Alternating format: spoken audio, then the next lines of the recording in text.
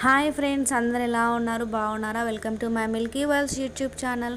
ఈరోజు కథలోకి వెళ్తే, ఒక అడవిలో పెద్ద సింహం ఒకటి ఉండేది. ఆ అడవికి రాజుగా అది పెత్తనం చెలాయిస్తూ ఉండేది. ఆ అడవిలోనే చిట్టెలుక కూడా ఉండేది. ఒకరోజు సింహం చెట్టు క్రింద పడుకొని ఉండగా, పక్క ఉన్న కన్నంలో నుంచి చిట్టెలుక అటూ ఇటూ పరిగెత్తుతూ సింహం కాళ్ళను తొక్కింది.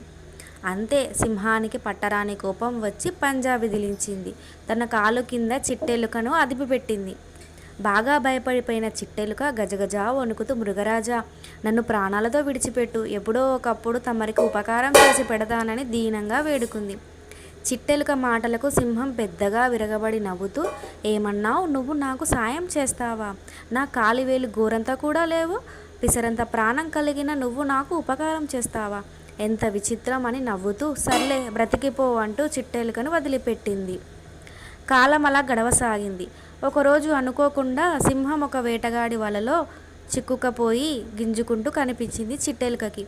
ఎంత గింజుకున్నా వలలో నుంచి తప్పించుకోలేని సింహం కొంతసేపటిలో వేటగాడు వచ్చి తనను బంధించి తీసుకుపోయి బోనులో పెడతాడో లేక ప్రాణాలే తీస్తాడో అని బాధపడసాగింది.